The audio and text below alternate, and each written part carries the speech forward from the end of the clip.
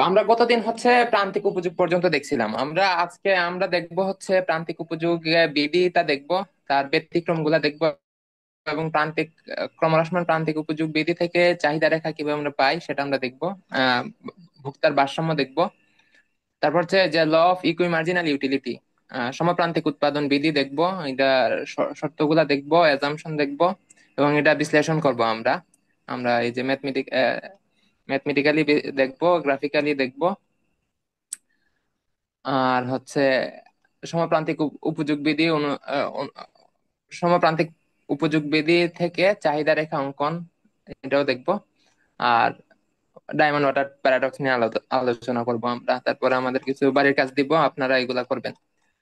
তো দেখেন, আমি কিন্তু আপনাদের জন্য কি করছি দেখেন। আমি আমার কম্পিউটারের মাইক্রোসফট অফিসের সমস্যা করতেছে, আমার কম্পিউটারের মোবাইল ফোনের দুইটারই, যার কারণে আমি আসলে কিছুই বানাইতে পারতেছি না। তো আমি হাতে লিখতেছি, নোট করতেছি বলতে গেলে। তো আমি প্রথম দিনই বলছিলাম আপনাদের যে আপনারা পড়াশোনা করবেন না, আপনাদের করতে হইব লেখাপড়া অথবা পড়ালেখা। ঠিক আছে? তো আপনারা কি করতেছেন কিনা জানি না। আমি চাইবো যে হচ্ছে আপনারা ওই রকম যায়। দেখেন, আমার তো কাজ দরকার নাই, এরপরে কিন্তু আমি নোট করছি বলতে গেলে। তো আপনারা এরকম নোট করবেন আর কি। প্রত্যেকটা কোর্সের জন্য এরকম নোট করবেন, তাহলে দেখবেন পরীক্ষার সময় গিয়ে মনে থাকবে। তো আমি আরো আপনাদের সাজেশন দিব যে কিভাবে আপনারা লিখবেন আর কি। আচ্ছা, তো ক্রমহ্রাসমান প্রান্তিক উপযোগ বিধি, এটা তো আমরা অনেক আগ থেকেই জানি। আমরা এইচএসসি তে পড়ছি, তারপর প্রথম বর্ষেও পড়ছি যে অন্যান্য বিষয় স্থির অবস্থায় কোনো দ্রব্যের ভোগের পরিমাণ বাড়াতে থাকলে তার প্রান্তিক উপযোগ কি হইতে থাকে, কমতে থাকে। এগুলা নিয়ে খুব বেশি আলোচনা করার দরকার আছে বলে আমার মনে হয় না। তারপর হচ্ছে অ্যাজাম্পশন, যে কোনো বিধি পড়লে আপনি সবসময় মনে রাখবেন, ইকোনমিক্স এর যে কোনো মডেল, যে কোনো ল পড়লে আপনাদের অবশ্যই অ্যাজাম্পশন গুলা আপনারা পড়বেন। কেন? কারণ হচ্ছে অনেক সময় পরীক্ষাতেও চলে আসে যে এই বিধির অনুমিত শর্তগুলা কি কি, অথবা যখন বলে যে কোন একটা বিধি বা কোনো একটা মডেলকে আপনারা কি করতে,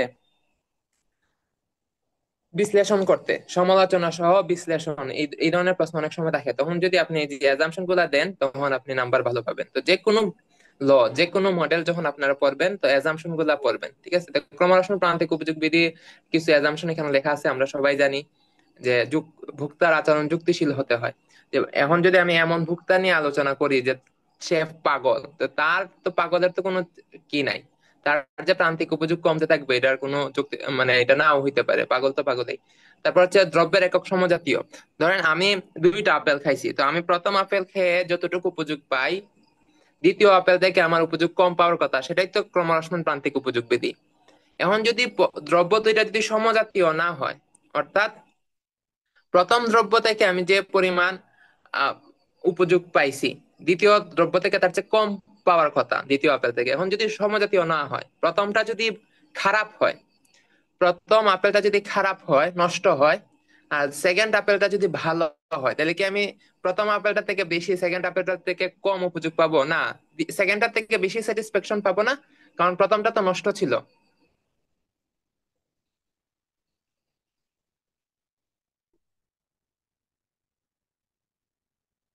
বুঝা গেছে? জি, বুঝছি। জি জি। তারপর হচ্ছে একটা নির্দিষ্ট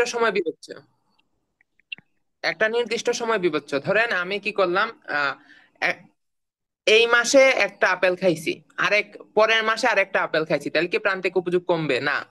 সময়ের ব্যবধান খুব বেশি হলে প্রান্তিক উপযোগ বৃদ্ধি কাজ করে না। তো আমরা একটা নির্দিষ্ট পার্টিকুলার টাইম পিরিয়ডের ক্ষেত্রে এটা প্রযোজ্য হয়। তো এটা একটা অ্যাজাম্পশন যে আমরা একটা পার্টিকুলার টাইম পিরিয়ডের ভিতরে যদি বেশি ভোগ করি, তখন প্রান্তিক উপযোগ কমতে থাকবে। তারপর হচ্ছে ভোক্তার আয় স্থির। ভোক্তার আয় যদি বাড়ে, তখন তার উপযোগ চেঞ্জ হইতে পারে। তারপর ভোক্তার রুচি পছন্দ এগুলা স্থির থাকবে, অর্থের প্রান্তিক উপযোগ স্থির থাকবে, উপযোগ সংখ্যাবাচক হবে। অর্থাৎ আমরা দেখছিলাম গতদিন যে উপযোগ দুই ভাবে পরিমাপ করা যায়, একটা সংখ্যাবাচক আর একটা হচ্ছে ক্রমবাচক, কার্ডিনাল এন্ড অর্ডিনাল। তো আমরা এখানে বলতেছি যে সংখ্যাবাচক কার্ডিনাল ইউটিলিটি হইতে হইব, আমরা সংখ্যা দ্বারা প্রকাশ করতে পারবো। যদি সংখ্যা দ্বারা প্রকাশ করতে না পারি, তাহলে তো আমি তুলনা করতে পারবো না যে বাড়তেছে না কমতেছে। তারপর হচ্ছে উপযোগ অপেক্ষক সমূহ পরস্পর স্বাধীন। অর্থাৎ দেখেন, একটা দ্রব্যের উপযোগের উপর আরেকটা দ্রব্যের ভোগ করার কোনো সম্পর্ক থাকে না। যেমন ধরেন, ইউটিলিটি সমান কি, যে প্রথম ধরেন এক্স হচ্ছে, ধরেন কি বলবো, ধরেন মিষ্টি। তো প্রথম মিষ্টি খাইয়া যে উপযোগ পাইছি সেটা হচ্ছে এইটা, সেকেন্ড মিষ্টি খাইয়া যে উপযোগ পাইছি সেটা হচ্ছে এই ফাংশন, থার্ড মিষ্টির উপযোগ আহ অপেক্ষক হচ্ছে এইটা। তাই প্রত্যেকটা দ্রব্যের উপযোগ অপেক্ষক ওই দ্রব্যের উপরে নির্ভর করতেছে। আমি 3 নাম্বার মিষ্টি যে ভোগ করছি, 3 নাম্বার মিষ্টি ভোগ করে যে উপযোগ পাবো, সেটা কিন্তু 3 নাম্বার দ্রব্যের উপরে শুধু নির্ভর করতেছে, প্রথম দ্রব্যের উপর কিন্তু নির্ভর করতেছে না। ঠিক আছে, অনেক ক্ষেত্রে অপেক্ষক পরস্পর স্বাধীন নাও হইতে পারে। আমরা যদি উদাহরণ দিই তাহলে বিষয়টা ক্লিয়ার হবে। ধরেন আহ অনেক সময় ওষুধ থাকে যে 2টা খাওয়া লাগে, তো আমি একটা খাওয়ার পর যদি আরেকটা খাই, তো সেকেন্ডটার উপযোগ কিন্তু প্রথমটার উপর নির্ভর করতেছে। কারণ হচ্ছে আমি 2টাই খাইতে হইব। অথবা ধরেন আমরা কি করি, আমরা আমাদের ছোটবেলায় আমাদের আহ মুরব্বীরা আমাদেরকে খাওয়াইতো, বেশি খাওয়ানোর জন্য কি বলতো, যে এক লোকমা ভাত খাইলে, এক লোকমা কিছু খাইলে হচ্ছে পানিতে পড়বে। তো 2 লোকমা খাইতে হইব সব সময়। তাহলে আমি যখন 1 লোকমা খেয়ে ফেলছি, আমার যদি চিন্তা ভাবনা থাকে এরকম, 2 লোকমা যদি না খাই তাহলে আমি কি করব, পানিতে পড়ে যাইবো। তাহলে আমার সেকেন্ড লোকমার উপযোগ কিন্তু বেশি হবে, কারণ সেকেন্ড লোকমার যে উপযোগটা উপযোগটা সেটা শুধু সেকেন্ড লোকমার খাবারের উপর নির্ভর করতেছে না, প্রথম লোকমার উপরও। আমি কি প্রথম আরেকটা খাইছি কিনা সেটার উপর নির্ভর করতেছে। যদি আমি খাইয়া থাকি তাহলে এটার উপযোগ কিন্তু বেশি হবে, কারণ হচ্ছে আমি যদি না খাই তাহলে পানিতে পড়বো, আর খাইলে আর পানিতে পড়া লাগবে না। তো এটা হচ্ছে পরস্পর স্বাধীন না ওই ক্ষেত্রে। আর আমরা এখানে সাধারণত সব উপযোগে এরকম হয় যে পরস্পর স্বাধীন হয়। আমি যে দ্রব্য ভোগ করতেছি তার উপযোগ শুধু ওই দ্রব্যের ভোগের উপরেই নির্ভর করতেছে, অন্য কিছুর অন্য এককের উপর কিন্তু নির্ভর করে না। তো এটা মোটামুটি মানে এই অ্যাজাম্পশনটা হচ্ছে সব ক্ষেত্রে প্রযোজ্য হয়। আচ্ছা, তারপর হচ্ছে ক্রমহ্রাসমান প্রান্তিক উপযোগ বিধির ব্যতিক্রম। দেখেন এখানে আমি কোনো ব্যতিক্রম লিখছি না, এগুলো আপনাদের কাজ। আপনারা বাসায় কি করবেন, লিখবেন ক্রমহ্রাসমান প্রান্তিক উপযোগ বিধির ব্যতিক্রম। আমি কিছু বলে যাই, ঠিক আছে? যেমন কখন ক্রমহ্রাসমান প্রান্তিক উপযোগ বিধি কার্যকর হবে না। ঠিক আছে, তো এজাম্পশন যেগুলো আমরা দেখছি এগুলা যদি ভায়োলেশন করে তাইলেই হবে না। ঠিক আছে, যে দ্রব্যের একক সমজাতীয়, যদি দ্রব্যের একক সমজাতীয় না হয় তাহলে ক্রমহ্রাসমান প্রান্তিক উপযোগ বিধি কাজ করবে না। একটি নির্দিষ্ট সময় বিবেচ্য যদি না হয়, সময়ের ব্যবধান যদি বেশি হয়, তাহলে ক্রমহ্রাসমান প্রান্তিক উপযোগ বিধি কার্যকর হবে না। ভোক্তার আয়ের যদি পরিবর্তন হয়, ক্রমহ্রাসমান প্রান্তিক উপযোগ বিধি কার্যকর হবে না। ভোক্তার রুচির পরিবর্তন যদি হয়, ক্রমহ্রাসমান প্রান্তিক উপযোগ বিধি কার্যকর হবে না। ঠিক আছে, তো এই অ্যাজাম্পশন গুলো যদি ভায়োলেশন করে তাইলে ক্রমহ্রাসমান প্রান্তিক উপযোগ বিধি কার্যকর হবে না। এছাড়া আমরা এক দুইটা অ্যাড করতে পারি, যেমন নিত্য প্রয়োজনীয় দ্রব্য আমরা প্রত্যেক সবসময় ভোগ করি কিন্তু তার প্রান্তিক উপযোগ কমে না। যেমন ধরেন আমরা প্রতি বেলায় ভাত খাই, ভাতের প্রান্তিক উপযোগ কি কমে? না। যেমন ধরেন জি আমি না। যদি কি করি, সকালে মিষ্টি, দুপুরে মিষ্টি, রাত্রে মিষ্টি, পরের দিন সকালে দুপুরে রাত্রে মিষ্টি খাইছি, এরপরে আর মিষ্টি ভালো লাগবে আমার? জি না। না, কিন্তু আমি তো প্রত্যেক বেলা ভাত খাইতেছি, কিন্তু ভাতের কিন্তু উপযোগ কিন্তু কমতেছে না। তো নিত্য প্রয়োজনীয় দ্রব্যের প্রান্তিক উপযোগ কমে না। ঠিক আছে, এটা আমরা লিখতে পারি এক্সট্রা। এরকম এক দুইটা আপনারা নিচ থেকে এক্সট্রা লিখবেন, আমাকে দেখাবেন আর কি। আচ্ছা, এখন হচ্ছে ভোক্তার ভারসাম্য বা কনজিউমার ইকুইলিব্রিয়াম হচ্ছে এমন একটা পরিস্থিতি, এমন একটা অবস্থাকে বোঝায় যেখানে ভোক্তার উপযোগ সর্বোচ্চ হয়। ভোক্তার উদ্দেশ্য কি দেখে, ভোক্তার আচরণ হচ্ছে ভোক্তা এমন সব কাজ করতে চায় যার মাধ্যমে তার উপযোগ কি হয়, ম্যাক্সিমাইজ হয়। তো ভোক্তার মূল উদ্দেশ্যই হচ্ছে, কনজিউমারের মূল উদ্দেশ্যই হচ্ছে ইউটিলিটি ম্যাক্সিমাইজ করা। তো যে অবস্থায় তার ইউটিলিটি ম্যাক্সিমাইজ হবে ওই অবস্থাটাকে ভোক্তার ভারসাম্য বলা হয়। এখন আমরা দেখব দাম এবং প্রান্তিক উপযোগের মাধ্যমে ভোক্তার ভারসাম্য কিভাবে নির্ধারিত হয়। তো ভারসাম্য অবস্থায় দাম এবং প্রান্তিক উপযোগ সমান হবে। কখন ভোক্তার ভারসাম্য অর্জিত হবে, যে জায়গায় দাম এবং প্রান্তিক উপযোগ কি হবে, সমান হবে। ধরেন আমি একটা দ্রব্য ভোগ করে 20 একক উপযোগ পাইতেছি, 20 টাকার সমান উপযোগ পাইতেছি, এটার দাম হচ্ছে 10 টাকা। তাইলে আমি এটা কি করবো, আরো ভোগ করতে চাইবো না? এবং ভোগ করলে কি হবে, প্রান্তিক উপযোগ কমতে থাকবে। আমি ততক্ষণ পর্যন্ত ভোগ করতে থাকবো যতক্ষণ না পর্যন্ত তার প্রান্তিক উপযোগ দামের সমান হয়। ঠিক আছে, আচ্ছা এটা আমরা এই গ্রাফের মাধ্যমে বুঝবো না।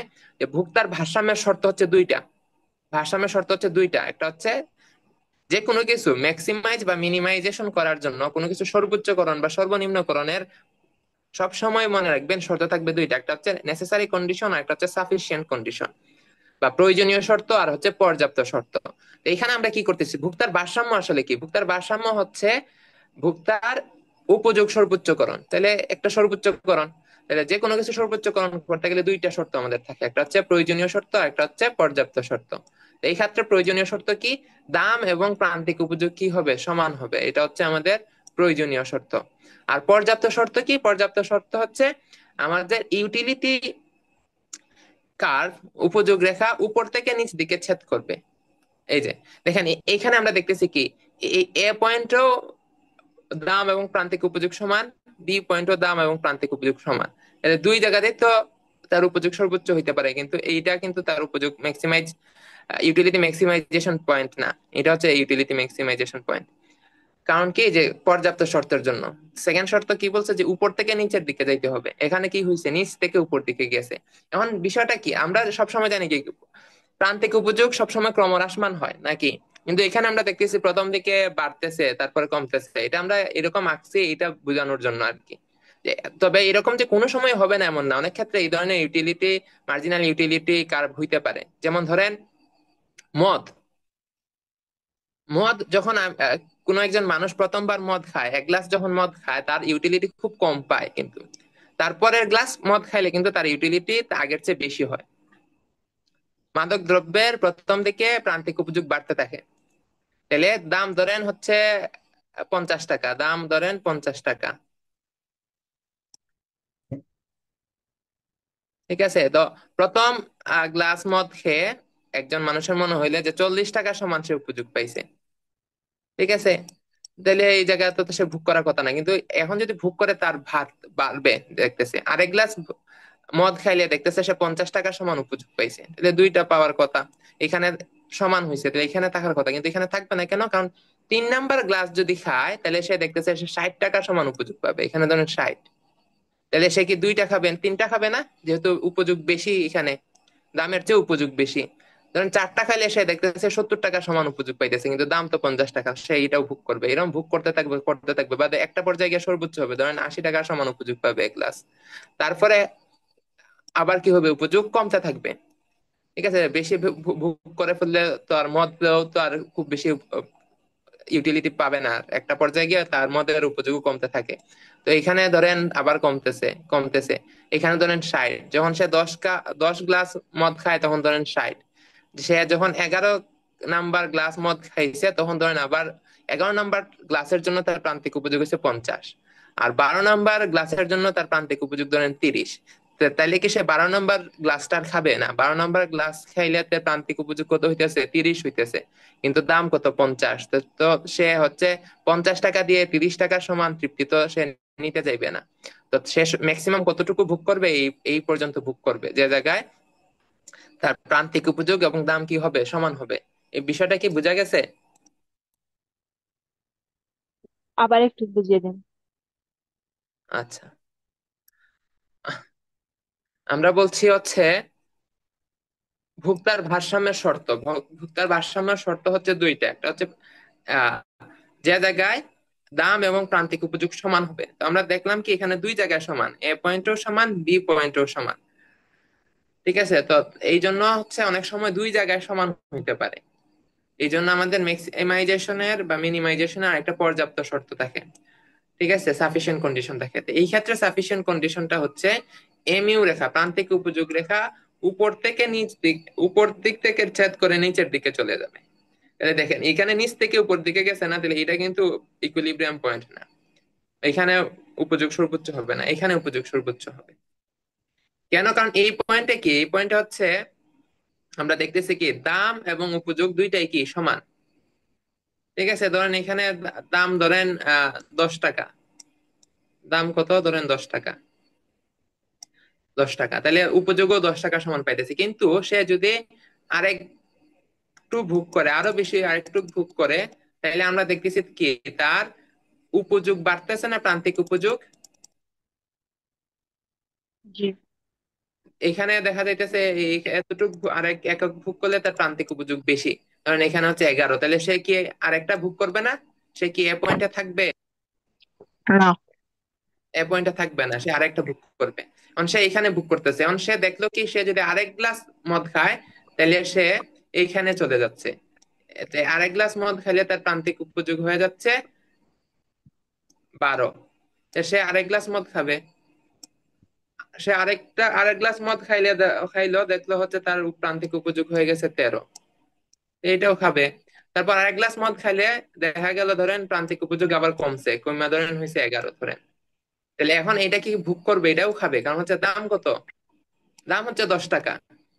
সে 10 টাকা খরচ করে 11 টাকার সমান উপযোগ পাইতেছে, তাহলে সে অবশ্যই কি করবে? এটা ভোগ করবে। তারপরে ধরেন আরেক গ্লাস মদ খাওয়ার পরে তার প্রান্তিক উপযোগ আরো কমে হয়ে গেছে 10, দামও কত? 10, তাহলে সে এটা ভোগ করবে। কিন্তু আর কি সে ভোগ করবে? সে যদি এখন আরেক গ্লাস মদ খায় তাহলে তার প্রান্তিক উপযোগ হয়ে গেছে ধরেন 8। 8। যদি 8 হয় তাহলে দাম কত? 10। দাম না, তাহলে সে কি 10 টাকা খরচ করে 8 টাকার সমান উপযোগ নিবে? সে যদি না। যুক্তিশীল হয়, না।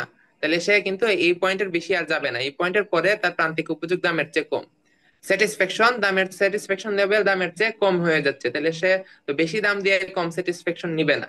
তো এইটাই হচ্ছে তার উপযোগ সর্বোচ্চকরণ বিন্দু, এখানেই তার উপযোগ কি হবে? সর্বোচ্চ হবে। এরপরে আর তার উপযোগ কি হইতে থাকবে? কমতে থাকবে। এটা হচ্ছে ভোক্তার ভারসাম্য, ঠিক আছে? জি।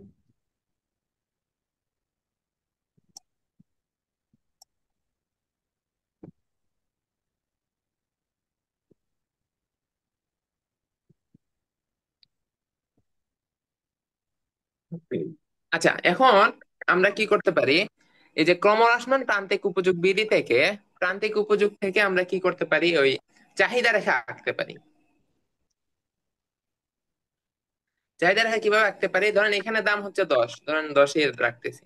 হ্যাঁ, 10 যখন, তখন আমি বুক করতেছি কত? ধরেন এখানে পরিমাণ ধরেন 12 একক। ঠিক আছে, এখন যদি দাম কমে, দাম কমে যদি 8 টাকা হয়ে যায়, চাহিদা বাড়বে। তাহলে আমরা এখন আগের চেয়ে বেশি বুক করবো না? কিভাবে বেশি বুক করবো দেখুন। এখন 8 টাকা দাম হলে তো আমি এইখানে দেখবো, এই রেখা দেখবো যেখানে দেখা যাইতেছে এই যে আমি 13 নম্বর গ্লাসও মদ খাবো। কারণ কেন? কারণ 13 নম্বর গ্লাস মদ খাইয়ে আমরা কতটুকু উপযোগ পাইতেছি? 8 টাকার সমান উপযোগ পাইতেছি, দামও 8, তাহলে আমি এটাও বুক করবো। তাহলে দেখতেছি দাম যখন 10 টাকা থাকতেছে তখন আমি 12 গ্লাস মদ খাইলাম, আর দাম যখন 8 টাকা হইতেছে তখন আমি 13 গ্লাস মদ খাইতেছি। ঠিক না? তাহলে এখানে দাম কমার কারণে চাহিদা কি হয়েছে? বাড়ছে। বাড়ছে। তো এইরকম করে আমরা কি করতে পারি? এখান থেকে চাহিদা রেখা দেখাইতে পারি। ঠিক আছে, এগুলা একদম ইনিশিয়াল, এগুলা এই জায়গা থেকে আপনাদের প্রশ্ন আসার সম্ভাবনা কম, এগুলা জাস্ট এমনিতে দেখাইলাম। এগুলা হচ্ছে প্রথম বর্ষের পড়া ধরা যায়। আচ্ছা, এখন আসি আমাদের আসল জায়গায়। Law of equi marginal utility. আচ্ছা, তো এটাকে গসের নামে একজন ভদ্রলোক প্রথম ইন্ট্রোডিউস করছে, এটাকে বলা হয় গসেন সেকেন্ড ল। গসেনের দুইটা ল আছে, এই দুইটা, সেকেন্ড লটা হচ্ছে ইকুইমার্জিনাল ইউটিলিটি। আমরা এখান থেকে কি দেখছি? আমরা এখান থেকে দেখছি যে মানুষ, একজন ভোক্তার ভারসাম্য কোথায় হবে? উপযোগ সর্বোচ্চ কখন হবে? কোথায় হবে? যে জায়গায় দাম এবং মার্জিনাল ইউটিলিটি কি হয়? সমান হয়। সমান। কিন্তু এখন ধরেন এটার দাম হচ্ছে 10 টাকা। কত টাকা? 10 টাকা। আর আমরা 10। দেখছিলাম এখানে পরিমাণ কত? 12। তাহলে 12। আমি যদি 12 গ্লাস মদ খাইতে চাই, আমার কত টাকা লাগবে? 10। 120 টাকা লাগবে না? জি জি। 120 টাকা লাগবে। এখন 120 টাকা তো আমার নাও থাকতে পারে। ধরেন আমার কাছে 60 টাকা আছে, তাহলে আমি 60 টাকা যদি থাকে তাহলে কি আমি 12 গ্লাস মদ খাইতে পারবো? না। না। তো আর আমাদের শুধু তো একটা দ্রব্য ভোগ করি না, আমরা অনেক দ্রব্য ভোগ করি, তাইলে এই যে এই সহজ নিয়ম অনুযায়ী আসলে আমরা ইকুইলিব্রিয়াম বার করতে পারি না। ঠিক আছে, আর এটা হচ্ছে একটা দ্রব্য যদি থাকে, আমরা জাস্ট বোঝার জন্য এরকম, আমরা সবসময় যদি কারো কাছে অফুরন্ত টাকা থাকে তাহলে সেই পয়েন্ট পর্যন্ত যেতে পারবো। ঠিক আছে, কিন্তু আমাদের কাছে কি টাকা, তো সম্পদ তো লিমিটেড, তখন আমরা কি করি?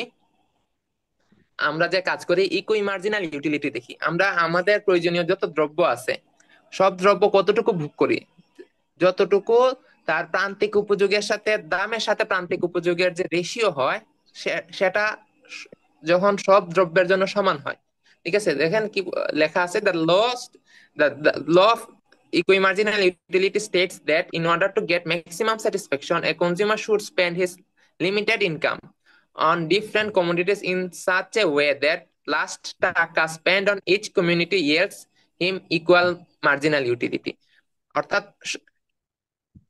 সর্বশেষ টাকা দ্বারা সে যতগুলা দ্রব্য ভোগ করতেছে, কিনতেছে, তার সবগুলা দ্রব্যের সর্বশেষ ইউটিলিটি যেটা টাকার সাপেক্ষে, সেটা কি হবে? সমান হবে। আচ্ছা, আমরা যদি বাংলা দেখি, বাংলা এটার অনেক আমি অনেক জায়গা থেকে বাংলা টাংলাও নিজ থেকে মানে কি করছি আর কি। আচ্ছা, সমাপ্রান্তিক উপযোগ বিধি অনুযায়ী ভোক্তাকে সর্বাধিক সম্ভব তৃপ্তি লাভের জন্য তার সীমিত আয় বিভিন্ন দ্রব্য ও সেবার মধ্যে এমনভাবে স্থাপন করতে হবে যাতে অর্থের শেষ একক থেকে প্রাপ্ত উপযোগ প্রত্যেক দ্রব্যের জন্য সমান হয়। আচ্ছা, এখন ভোক্তা তখনই ভারসাম্য পৌঁছাবে যখন বিভিন্ন দ্রব্যের উপর ব্যয়িত অর্থের প্রান্তিক উপযোগ সমান হয়। এখন ব্যয়িত অর্থের প্রান্তিক উপযোগ জিনিসটা কি? ঠিক আছে, ব্যয়িত অর্থের প্রান্তিক উপযোগ হচ্ছে কোনো একটা দ্রব্যের প্রান্তিক উপযোগকে তার প্রাইস দ্বারা ভাগ করলে যে মানটা পাওয়া যায় সেটা হচ্ছে ব্যয়িত অর্থের প্রান্তিক উপযোগ। অর্থাৎ এক টাকার, এক টাকায় প্রান্তিক উপযোগ কত সে তত। ধরেন কোন, এই যে আমরা ধরেন এখানে ছিলাম না, এই যে এখানে এখানে কি হয়েছে, দাম এবং প্রান্তিক উপযোগ কি সমান না? জি। তাহলে এখানে কি হইব? ব্যয়িত অর্থের প্রান্তিক উপযোগ হবে 10/10 সমান কত? 1। 1। ঠিক আছে, এখন ধরেন এইখানে আমার কাছে ধরেন এত টাকা নাই, হ্যাঁ 120 টাকা নাই, আমার কাছে কম টাকা আছে, এবং আমি দেখলাম আমি এখানে বুক করব। কোথায়? এখানে বুক করব। এখানে দাম ধরেন, এখানে উপযোগ ধরেন 15। 15। ঠিক আছে, ধরেন 15, যদি 15 হয়, তো এখানে যদি আমি বুক করি, এখানে প্রান্তিক উপযোগ কত? 15 না? জি। প্রান্তিক উপযোগ 15, দাম কত? 15। 1 1। 10। দাম তো 10, দাম তো চেঞ্জ হচ্ছে না, দাম তো জি জি। ফিক্সড। আমাদের প্রান্তে আমি যদি কম বুক করি তাহলে প্রান্তিক উপযোগটা বেশি হবে, 15 হবে। তাহলে আমার এখানে ব্যয় তো 1.5 হবে না? 5। জি। 1.5 হবে। তাহলে এই যে ব্যয়িত অর্থের প্রান্তিক উপযোগ এখানে 1.5। তো এই শর্তটা কি? শর্তটা হচ্ছে আমি তো, আমার কাছে যদি লিমিটেড টাকা থাকে তাহলে তো আমি সবগুলা সর্বোচ্চকরণ পর্যন্ত যেতে পারবো না। ঠিক আছে, তাহলে আমি এমন ভাবে থাকবো যে জায়গায় ধরেন এখানে কত, 1.5, প্রত্যেকটা দ্রব্যের এ, যে আমি যতটুকু ভোগ করতেছি ততটুকুর প্রান্তিক উপযোগকে দাম দ্বারা ওই দ্রব্যের দাম দ্বারা ভাগ করলে জন্য 1.5 হয়।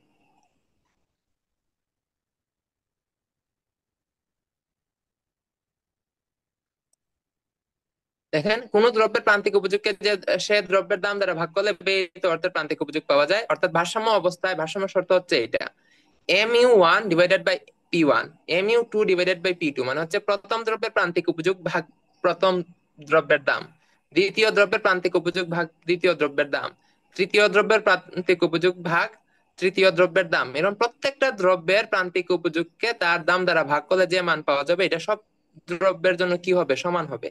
যদি সমান হয় তখন একজন ভোক্তার ইউটিলিটি কি হবে? ম্যাক্সিমাইজ হবে, সর্বোচ্চ হবে। ঠিক আছে, এখন এখানে দেখেন একটা কি লিখছি, ল্যামডা। কি লিখছি? ল্যামডা। ল্যামডা হচ্ছে অর্থের প্রান্তিক উপযোগ। কি? অর্থের অর্থের প্রান্তিক উপযোগ, প্রান্তিক উপযোগ। মানে টাকার প্রান্তিক উপযোগ। ঠিক আছে, তো এটা আমি পরে পরবর্তীতে এটা বুঝাইতেছি। ঠিক আছে, জাস্ট এতটুকু, এইটা মনে এই পর্যন্ত আপাতত বুঝি আমরা। এই পর্যন্ত কি বলছে যে প্রত্যেকটা আমি যতগুলা দ্রব্য ভোগ করব, প্রত্যেকটা দ্রব্যের, দাঁড়ান ওয়েট,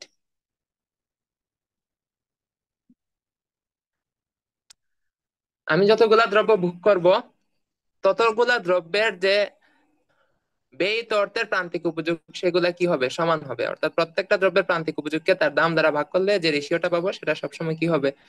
সমান হবে, এবং সেটা হবে অর্থের প্রান্তিক উপযোগের সমান। আচ্ছা, যাই হোক, এখন আমরা এখানে কিছু অ্যাজাম্পশন আছে, হ্যাঁ। সমপ্রান্তিক উপযোগ বিধির কিছু অ্যাজাম্পশন আছে, যেমন হচ্ছে দ্রব্যের দাম স্থির আমরা ধরি, ভোক্তার আয় স্থির, অর্থের প্রান্তিক উপযোগ স্থির, ভোক্তা যুক্তিশীল, উপযোগ সংখ্যাবাচক, যদি সংখ্যাবাচক না হয় তাহলে তো আমি অঙ্কই করতে পারবো না। একের অধিক দ্রব্য বিবেচ্য, আমরা কখন এটা করি? যখন একটার বেশি দ্রব্য থাকে। একটা দ্রব্য থাকলে তো আমি এইভাবে করে ফেলতে পারি। আর যখন একটা বেশি থাকবে তখন গিয়ে আমরা কি কি করি, এরকম বিশ্লেষণ করি। আচ্ছা, আমরা যদি এই গ্রাফটা আমরা যদি এই উদাহরণটা দেখি তাহলে আমাদের ক্লিয়ার হয়ে যাবে। আমরা উদাহরণের মাধ্যমে বোঝার চেষ্টা করি, তাইলে ভালো হবে।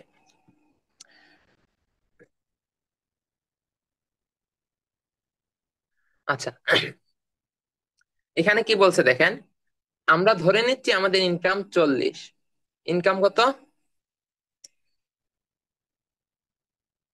40। আর আমাদের এখানে আমরা দুইটা দ্রব্যের তুলনা করতেছি। আমাদের ধরেন আমাদের কাছে দুইটা দ্রব্য আছে, আম এবং কলা। আমের দাম হচ্ছে 5 টাকা, কলার দাম হচ্ছে 4 টাকা। ঠিক আছে? তাহলে এখানে কি দেওয়া আছে? এখানে আমের প্রান্তিক উপযোগ দেওয়া আছে, এখানে কলার প্রান্তিক উপযোগ দেওয়া আছে।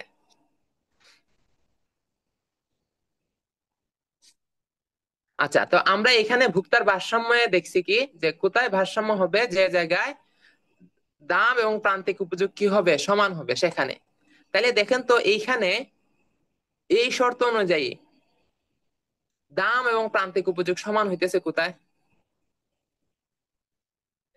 আপনি কি করেন না, দাগ দিয়েন না।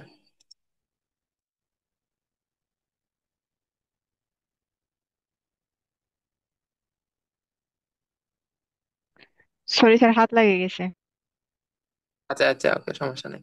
আচ্ছা, আমরা বলতেছি কি, আমরা দেখছিলাম আগে দেখছি কি, যে ভোক্তার ভারসাম্যের শর্ত কি? ভোক্তার ভারসাম্যের শর্ত হচ্ছে যে জায়গায় দাম এবং উপযোগ সেম হবে। সেম হবে। ঠিক আছে, এখন এইখানে ধুর, আচ্ছা, এ- এই সূচিতে দেখেন তো, এখানে আমের প্রান্তিক উপযোগ দেওয়া আছে, এখানে কলার প্রান্তিক উপযোগ দেওয়া আছে। তাহলে আমের দাম কত? 5। 5 না? জি। তাইলে ওই শর্ত অনুযায়ী দেখেন, আমের প্রান্তিক উপযোগ 5 কোথায়? এখানে না?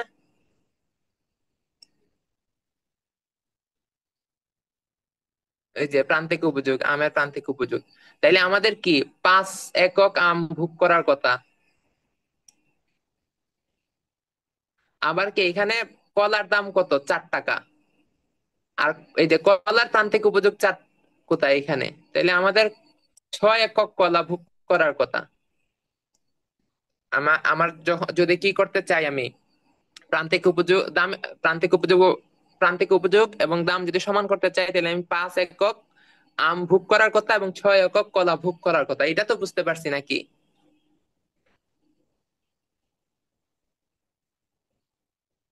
হ্যালো? হ্যালো। হ্যালো? যে আমরা এতটুকু কি বুঝতে পারছি? জি, বুঝতে পারছি স্যার। কারেন্ট গেছে কি আমার ওকে। রুমও ওয়াইফাই, নেটে পায় না, তাহলে প্রবলেম। ও, আচ্ছা, এখন কি এখনো কি সমস্যা করেন না, বোঝা যাইতেছে?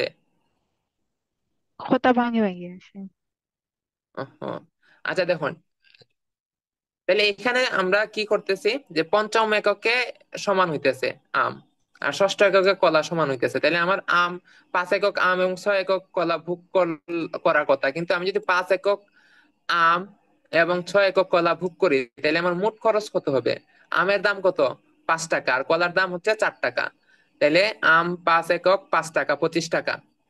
আর কলা 6 একক 4 টাকা, 24 টাকা। তাহলে আমার মোট খরচ কত হয়? 49 টাকা। ঠিক আছে, কিন্তু আমার আয় কত? 40 টাকা না ইনকাম? জি। ইনকাম 40 টাকা। তাইলে আমি কি 49 টাকা খরচ করতে পারবো? তাইলে আমি এই যে 5 একক আম এবং 6 একক কলা আমি কি করতে পারবো না, ভোগ করতে পারবো না। তো যেহেতু আমি ওই শর্ত অনুযায়ী ওই শর্তে পৌঁছাইতে পারি নাই, তখন আমাদের কি করতে হবে? ইকুই মার্জিনাল ইউটিলিটি দেখতে হবে,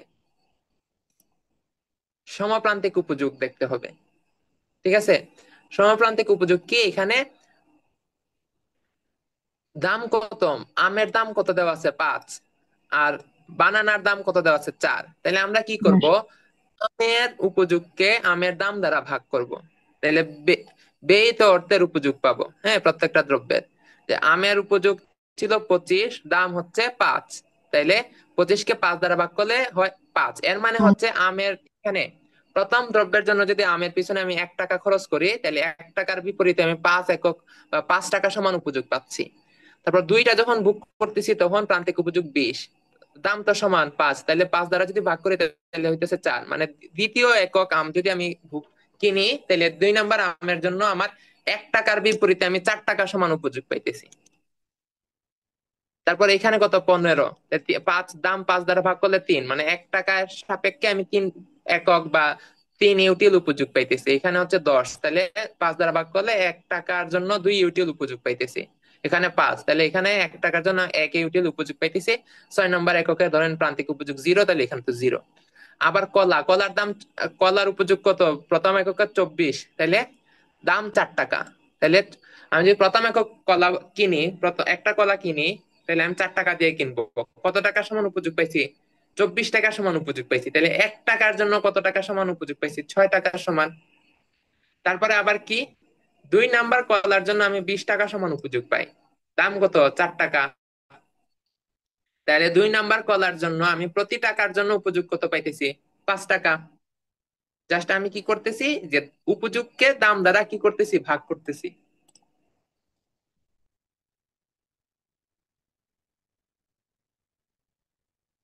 ঠিক আছে, আমরা এখন কোনটা কি পরিমাণ ভোগ করব সেটা হচ্ছে যে জায়গায় এই যে এইটা এবং এইটা কি হবে, সমান হবে। ঠিক আছে, দেখুন, 1 একক প্রথম আম যখন আমি কিনি, প্রথম আমের জন্য আমার প্রান্তিক ব্যয়িত অর্থের উপযোগ কত, 5। পয়লা আম তো নিয়ে আমি 1 টাকার লাগে 5 টাকা সমান উপযোগ পাই। আর পয়লা ফলার লাগে আমি কি পাই, 1 টাকার লাগে 1 টাকার 6 গুণ উপযোগ পাই। ঠিক আছে, তাহলে আমি ফলা বেশি কিনবো না?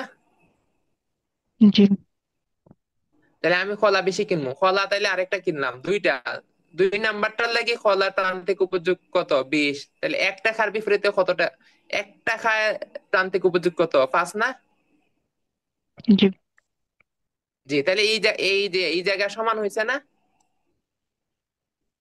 জি জি তাইলে আমি একটা আম আর 2টা কলা কিনতাম পারি। তখন কিটা হইব, আম এবং কলার মধ্যে প্রান্তিক উপযোগ সমান হইতেছে, মানে প্রান্তিক উপযোগ সমান হইতেছে না, মানে প্রান্তিক উপযোগের সাথে তার দামের সম্পর্ক, রেশিওটা সমান হইতেছে দুইটার। ঠিক আছে, যে পয়লা আম যখন কিনলাম, তো পয়লা আমের প্রান্তিক 1 টাকায় প্রান্তিক উপযোগ 5, আর 2 নাম্বার কলার 1 টাকায় প্রান্তিক উপযোগ 5। তাহলে আমরা কি করবো, আমরা একটা ইকুইলিব্রিয়াম হইতে পারে একটা আম 2টা কলা।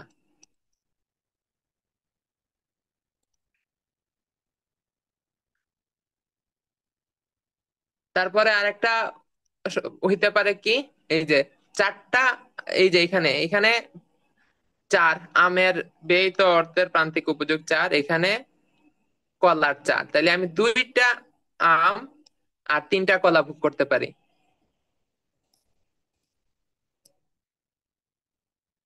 অথবা তিনটা আম, সরি, 3টা আম আর 4টা কলা ভোগ করতে পারি। অথবা আমি 4টা আম 5টা কলা ভোগ করতে পারি। অথবা আমি 5টা আম 6টা কলা ভোগ করতে পারি। পারি না? তাহলে আমার কাছে যদি অফুরন্ত টাকা থাকে, তাহলে আমি এখানে এখানে বুক করতে পারবো, যেখানে দাম এবং প্রান্তিক উপযোগ কি হয়, সমান হয়। ঠিক আছে, কিন্তু আমার কাছে তো এত টাকা নাই। তাহলে আমি কতটুকু বুক করব, তাহলে দেখি আমরা কতটুকু বুক করব। আচ্ছা, আমরা যদি কি করি, একটা আম আর 2টা কলা বুক করি, কিউ এম মানে কোয়ান্টিটি অফ ম্যাঙ্গো, আর কিউ বি মানে কোয়ান্টিটি অফ ব্যানানা। ঠিক আছে, আম যদি একটা আর কলা যদি 2টা বুক করি, কারণ হচ্ছে কি, এই যে এইটা আর এটা এক সেট ভারসাম্য হয়, এই যে 5-5, তাহলে আমি কলা, আম 1, কলা 2 একক বুক করতে পারি। তখন আমার মোট ব্যয় কত হবে, একটা আমের জন্য 5 টাকা দাম, 5 টাকা, আর 2টা কলার জন্য 4 দুগুণে 8 টাকা, তাহলে 5 আর 2 যোগ করলে 13। তাহলে আমার খরচ হয় মাত্র 13 টাকা, কিন্তু আমার কাছে তো 40 টাকা আছে, তাহলে আমি আরো বেশি বুক করব। আমি এইখানে থাকবো না, এখানের চেয়ে তো আরো বেশি বুক করতে পারি। আম একটা আর কলা দুইটার চেয়ে আমি আরো বেশি বুক করতে পারি না, আমার কাছে তো আরো অনেক টাকা আছে, তাহলে আমি কতটুকু বুক করব? যত যে যে জায়গায় আমার কি হবে, সমান হবে। ওয়েট একটু দেখেন, আমরা যদি এখানে কি করি, আম চারটা আর কলা যদি পাঁচটা কিনি তাহলে কি হবে? এই যে আম চারটা এই যে এখানে, এখানে ব্যয়িত অর্থের প্রান্তিক উপযোগ কত? 2। এখানেও ব্যয়িত অর্থের প্রান্তিক উপযোগ 2 কলা। আচ্ছা, তো আমরা কোথায় ছিলাম? আমরা ছিলাম এই যে, আমরা যদি কি করি, আমরা কি করতে পারি যে এখানেও সমান, এখানে এখানে ব্যয়িত অর্থের প্রান্তিক উপযোগ 2, এখানেও 2, তাহলে এটা একটা ইকুইলিব্রিয়াম পয়েন্ট বা, হ্যাঁ, ইকুইলিব্রিয়াম পয়েন্ট। তাহলে এই জায়গাতে আমরা দেখি ভোগ করতে পারি না, পারি কিনা। এটা যদি আমি যদি চারটা আর কলা যদি পাঁচটা কিনি তাহলে কত টাকা খরচ হবে? দেখেন, আম চারটা কিনলে 4 × 5 = 20 টাকা, আর কলা পাঁচটা কিনলে 4 টাকা করে, আবার 4 × 5 = 20 টাকা, তাহলে 20 টাকা যোগ 20 টাকা 40 টাকা, আমার আয়ও কত? 40 টাকা। এই জায়গায় আমার আয়ের 40 টাকা আয়ে আমি সর্বোচ্চ উপযোগ কতটুকু নিতে পারবো?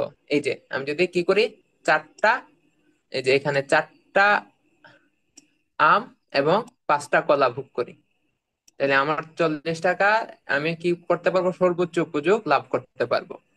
আর আমি যদি তার চেয়ে কম ভোগ করি তাহলে তো আমি কম উপযোগ পাবো, তাহলে আমি সর্বোচ্চ এই পর্যন্ত উপযোগ করতে ভোগ করতে পারবো।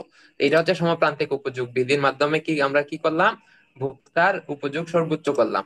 ঠিক আছে, এরকম প্রশ্ন আসতে পারে আপনাদের, এরকম দিয়া দিল, এটা দিবে না, এই অংশ দিবে না, এই অংশ দিল।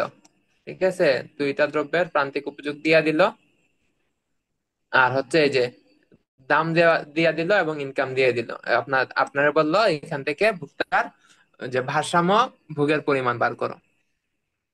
আমরা পারবো না, আমরা এখান থেকে কি করব, প্রান্তিক উপযোগ থেকে প্রান্তিক উপযোগকে দাম দ্বারা ভাগ করব।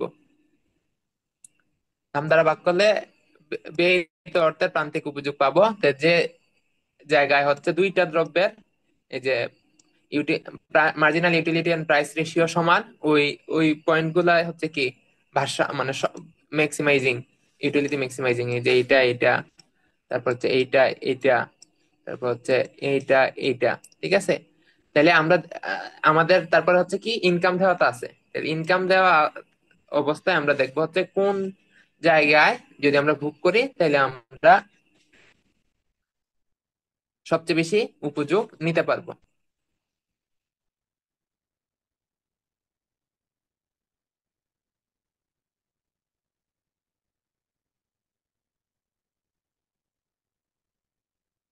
আচ্ছা, আপনি ডিসকানেক্টেড হয়ে গেছিলেন মনে হয়, না?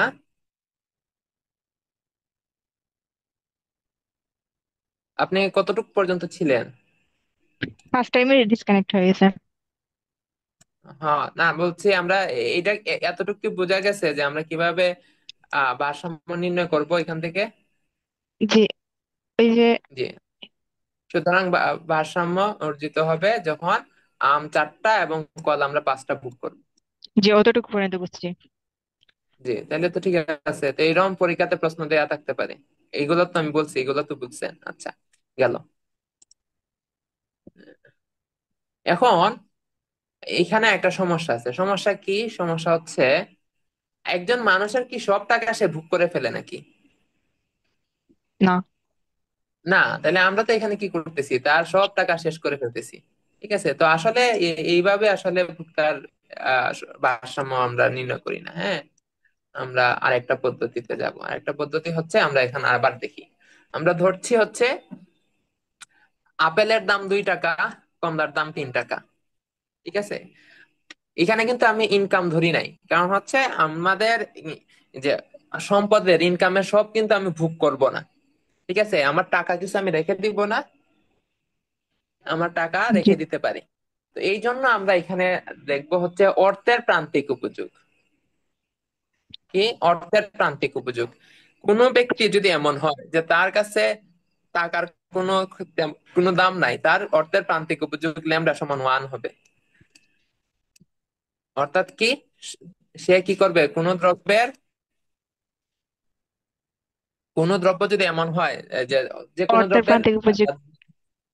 হ্যাঁ, প্রান্তিক উপযোগ দামের সমান হলে সে কিনে ফেলবে। ঠিক আছে, কারণ তার অর্থের মূল্য, অর্থের উপযোগ তার কাছে কম বা সমান হুম, ওই রকম। ও, কিন্তু কোন কৃপণ মানুষের অর্থের প্রান্তিক উপযোগ বেশি থাকে, ল্যামডার মান বেশি থাকবে। ধরেন একজন মানুষের ল্যামডার মান অর্থের প্রান্তিক উপযোগ ধরেন 10, কত, 10। 10।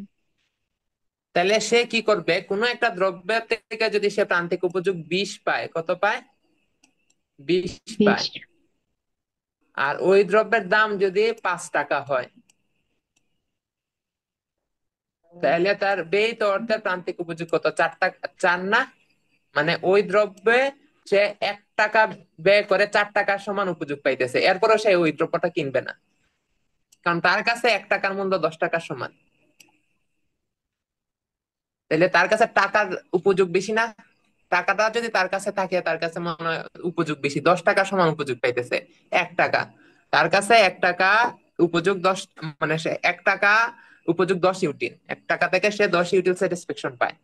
আর সে, আমরা দেখতেছি কোন একটা দ্রব্য, ধরেন আম, আম থেকে সে প্রান্তিক উপযোগ পায় 20, ঠিক আছে, কোন একটা এককে জি 20, আর আমের দাম হচ্ছে 5 টাকা। তাইলে প্রতি টাকার জন্য তার প্রান্তিক উপযোগ কত হইতেছে আমের, 4 টাকা, মানে 4 ইউটিল জি। প্রতি টাকার জন্য। তাহলে এটা কম না, টাকার এই উপযোগ বেশি না, টাকা 1 টাকার, 1 টাকায় সে 10 ইউটিল স্যাটিসফ্যাকশন পাইতেছে, আর এখানে আম যদি কিনে তাহলে 1 টাকায় সে 4 ইউটিল স্যাটিসফ্যাকশন পাইতেছে, তাহলে সে কি করবে না, আম কিনবে না, যদিও এখানে কি আমের প্রান্তিক উপযোগ দামের চেয়ে অনেক বেশি, কিন্তু তার টাকার উপযোগ আরো বেশি। ঠিক আছে, তো আমরা কি করি, আমরা তাইলে কতটুকু কিনবে, যে জায়গায় মানুষের টাকার উপযোগ অর্থের প্রান্তিক উপযোগ কি হয়, এই যে ব্যয়িত অর্থের প্রান্তিক উপযোগের সমান হয়। ঠিক আছে, এখন সে এখানে কত ধরছিলাম, 10 ধরছিলাম, সে কখন এটা ভোগ করবে, ল্যামডা সমান যদি 10 হয়, আম কখন কিনবে সে, যদি কি হয়, প্রান্তিক উপযোগ যদি 50 হয়, 50 হয়, আর দাম যদি 5 টাকা হয়, তাহলে প্রতি টাকার জন্য সে কত পাইতেছে, 10 10। ইউটিলিটি পাইতেছে, তখন সে কি করবে, এটা কিনবে। বা তার চেয়ে যদি বেশি হয়, ধরেন আম থেকে সে 60 ইউটিল উপযোগ পাইতেছে, তখন তো কিনবেই। ঠিক আছে, বা 50 ইউটিল পাইলেও সে কি করবে, কিনবে, দাম যদি 5 টাকা হয়, অর্থাৎ যতক্ষণ সমান হইব বা তার চেয়ে বেশি হইব। তো এখন আমরা হচ্ছে এই কন্ডিশন অনুযায়ী ভারসাম্য নির্ণয় করব। ঠিক আছে, যে একজন মানুষের টাকার উপযোগ কত, তো এই যে ল্যামডাটা দেখায় হচ্ছে কি, একজন মানুষের অর্থের প্রান্তিক উপযোগ। ঠিক আছে, তাই আমরা এই জায়গায় আমরা বলছিলাম পরে বুঝাবো, এই যে এই জায়গা। তাহলে ভারসাম্যের শর্ত হচ্ছে যে প্রত্যেকটা দ্রব্যের ব্যয়িত অর্থের প্রান্তিক উপযোগ কি হবে, অর্থের প্রান্তিক উপযোগের সমান হবে। অর্থাৎ অর্থের প্রান্তিক উপযোগ যদি 2 হয়, কোন একজন মানুষের অর্থের প্রান্তিক উপযোগ যদি 2 হয়, অর্থাৎ তার কাছে 1 টাকা থেকে সে 2 ইউটিল ইউটিলিটি পায়, তাহলে সে কি করবে, যে দ্রব্যের দাম 5 টাকা, ধরেন এইটার, এই দ্রব্যের দাম 5 টাকা, তাহলে সে কি করবে, কি একটু আসতে, যে দ্রব্যের দাম 5 টাকা, সে ওই দ্রব্যের প্রান্তিক উপযোগ যে জায়গায় 10 হবে, এখানে এসে সে কি করবে, ভোগ থামাই দিবে। তার প্রান্তিক উপযোগ 10 এর চেয়ে কম হলে কি হয়ে যাবে, এটার মান 2 এর চেয়ে কম হবে, হয়ে যাবে না, তো সে এটার ভোগ করবে না। যে দ্রব্যের দাম ধরেন 10 টাকা, তাহলে সে কতটুক পর্যন্ত সে ভোগ করবে, যদি প্রান্তিক উপযোগ 20 পর্যন্ত হয় বা 20-এর বেশি হয়, 20-এর নিচে হলে আর সে কি করবে না, ভোগ করবে না। তারপর যে কোনো দ্রব্যের দাম যদি 2 টাকা হয়, তাহলে সে কি করবে, ওই দ্রব্য যত একক পর্যন্ত প্রান্তিক উপযোগ 4 হবে, ততটুক পর্যন্ত সে ভোগ করবে, এর বেশি সে ভোগ করবে না। ঠিক আছে, এখন যদি কারো কেউ যদি বেশি কৃপণ হয়, ঠিক আছে, ধরেন তার, তাইলে তার এই ল্যামডার মানও বেশি, ল্যামডার মান ধরেন 4, তার কাছে 1 টাকা থেকে সে 4 ইউটিল ইউটিলিটি পায়, 4 ইউটিল ইউটিলিটি পায়, তাহলে এখানে কি হবে, সে এইগুলার এই দামে আর ভোগ করবে না। ঠিক আছে, তখন এটার দাম যদি 5, এই যে এটার দাম 10 টাকা থেকে যদি 5 টাকা হয়, তাহলে সে এত একক ভোগ করবে, অথবা ভোগ করবে না। ঠিক আছে, অথবা কি করতে পারে, সে ভোগ কমাই দিবে, 10 টাকা যদি দাম থাকে, সে কি করবে, ভোগ কমাই দিবে। ভোগ কমাইলে কি হয় আমরা জানি, প্রান্তিক উপযোগ বাড়ে না, ভোগ, ভোগের পরিমাণ জি বাড়াইলে প্রান্তিক উপযোগ কমে, আর ভোগের পরিমাণ যদি কমায় তাহলে প্রান্তিক উপযোগ বাড়বে। তো এতটুক বাড়ে। কমাইবে যে যতটুক কমাইলে প্রান্তিক উপযোগ কি হবে, 40 হবে, তখন কি হয়ে যাবে, 4 হবে। ঠিক আছে, তাহলে আমরা দেখতেছি কৃপণ মানুষ যদি হয়, যে বেশি কৃপণ সে তত কম দ্রব্য কি করবে, ভোগ করবে, তো সে তত বেশি অর্থ তার কাছে রাখবে। মানে যার প্রান্তিক ওই অর্থের প্রান্তিক উপযোগ বেশি, সে কম দ্রব্য ভোগ করবে, টাকা বেশি রাখবে।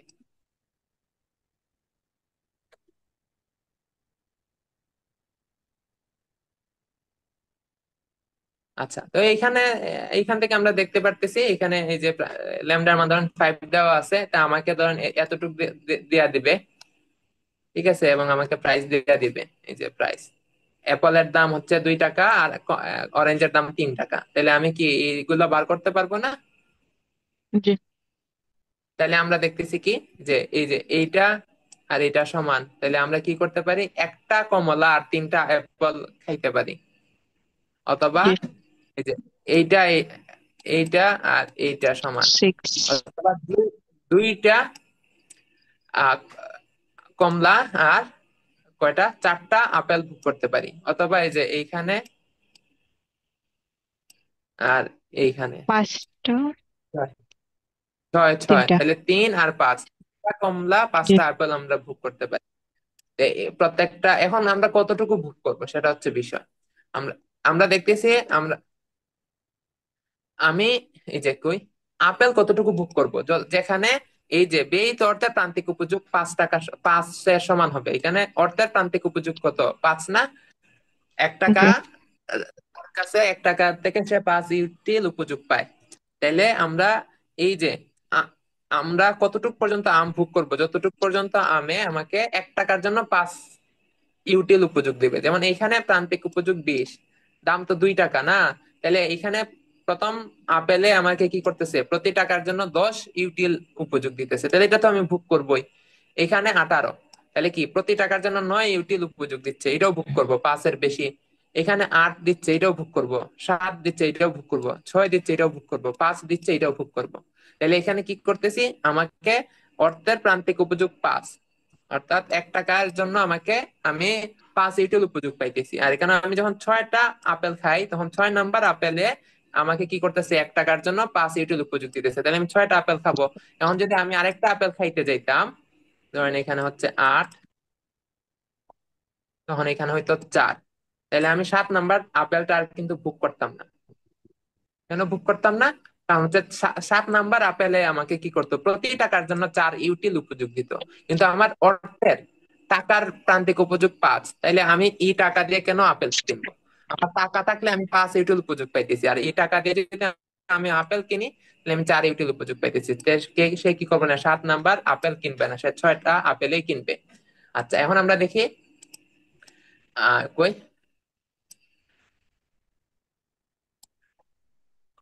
কমলা। কমলা দেখেন, সে যখন প্রথম কমলা ভোগ করে, তখন প্রথম কমলায় সে তাকে প্রতি টাকার জন্য 8 ইউটিল উপযোগ দেয়। সেকেন্ড কমলায় তারে প্রতি টাকার জন্য 7 ইউটিল দেয়। থার্ড কমলায় তাকে প্রতি টাকার জন্য 6 ইউটিলের সমান উপযোগ দেয়। 4 নাম্বার কমলায় তাকে প্রতি টাকার জন্য 5 ইউটিলের সমান উপযোগ দেয়। আর সে যদি 5টা কমলা খায়, তাহলে 5 নাম্বার কমলায় তাকে কি করতেছে, 4 টাকা সমান উপযোগ দিতেছে প্রতি টাকার জন্য। তাহলে সে কি এটার ভোগ করবে? সে তো প্রতি টাকার না। টাকার উপযোগ 5, সে কেন 5 টাকার উপযোগ চেক কইরা টাকাটা দিয়ে সে 4 টাকা সমান উপযোগ নিবে? সে নিবে না। তাহলে সে কি করবে, কমলা 5টা ভোগ করবে, মানে সরি 5টা না, এই যে এইখানে কমলা কয়টা ভোগ করতেছে, সে 4টা ভোগ করবে। আর অ্যাপল সে 5টা ভোগ করবে, সরি ছয়। 6টা ভোগ করবে। 6টা। 6টা ভোগ করবে। ঠিক আছে, তাহলে এটা চিত্রের সাহায্যে আমরা দেখাইতে পারি। চিত্রের সাহায্যে কিভাবে, আমরা এখানে কি করছি, ব্যয়িত অর্থের প্রান্তিক উপযোগ রেখা অঙ্কন করছি। ঠিক আছে, এখানে হচ্ছে M U by P A. হ্যাঁ, আর এখানে হচ্ছে, এখানেও এটাও এই রেখাও এম ইউ বাই পি। এটা হচ্ছে অরেঞ্জের, আর এটা হচ্ছে অ্যাপলের। আপেলের আর এটা হচ্ছে কমলার। তো এখানে আমরা ওই যে যখন আমি একটা বুক করি তখন কত, 10, দুইটা বুক করলে 9 আমরা রেখা আঁকছি। এখানে একটা বুক করলে 8, দুইটা বুক বুঝছি। করলে 7 রেখা আঁকছি, এটা তো বুঝাই যেতেছে। এখন অর্থের জি। প্রান্তিক উপযোগ কত, 5। তাহলে আমরা এই যে এইখানে হবে আমার ভারসাম্য, অর্থাৎ এইটা যে জায়গায় কি করবে, এই যে অর্থের প্রান্তিক উপযোগ যে জায়গায় কি হবে, ওই যে ব্যয়িত অর্থের প্রান্তিক উপযোগ প্রত্যেকটা দ্রব্যের প্রতি টাকার জন্য কত উপযোগ পাইতেছি তার সমান হবে, সেখানে হবে ভারসাম্য। তাহলে এই আপেল কতটা ভোগ করলে ভারসাম্য, 6টা, আর কমলা 4টা। এখন যদি আমাদের দাম কমে, সরি দাম কমে না, দাম কমলে, আচ্ছা এটা পরে বুঝবো। এখন যদি কোনো মানুষের অর্থের প্রান্তিক উপযোগ বেড়ে যায়, আরো বেশি কিপটা হয়ে যায়, সে কি ধরেন 7 হয়ে গেছে, তখন সে কি করবে, ভোগের পরিমাণ কমাই দিবে, তখন এটা হয়ে যাবে এখানে, আর আপেল হয়ে যাবে এখানে। কোনো মানুষ যদি কম কৃপণ হয়, আগের তুলনায় আগে বেশি কিপটা ছিল, এখন কিপটার পরিমাণ কমে গেছে, ঠিক আছে, ছেলে মেয়ে বিয়ে দিছে, এখন কৃপণতা আর করতে পারতেছে না, তাহলে তার কি হবে, এখানে এই যে এটার ভোগের পরিমাণ বেড়ে যাবে, এটা 7 একক, আর এটার ভোগের পরিমাণও বেড়ে যাবে। ঠিক আছে, তাহলে অর্থের প্রান্তিক উপযোগ যদি কমে তাহলে ভোগের পরিমাণ বাড়ে, আর অর্থের প্রান্তিক উপযোগ যদি বাড়ে তাহলে ভোগের পরিমাণ কমে।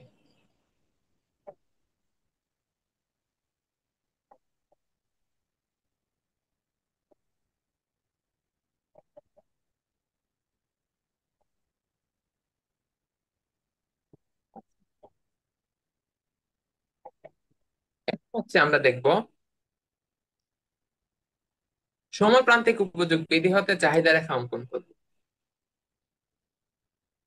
ঠিক আছে, আচ্ছা আমরা জানি কি সমপ্রান্তিক উপযোগ বিধি অনুযায়ী এখানে আমরা দুইটা দ্রব্য নিয়েছি, এক্স দ্রব্য এবং ওয়াই দ্রব্য, তাহলে এইটা হচ্ছে আমাদের কন্ডিশন, যে এক্স দ্রব্যের প্রান্তিক উপযোগ ভাগ এক্স দ্রব্যের দাম সমান হবে ওয়াই দ্রব্যের প্রান্তিক উপযোগ ভাগ ওয়াই দ্রব্যের দাম।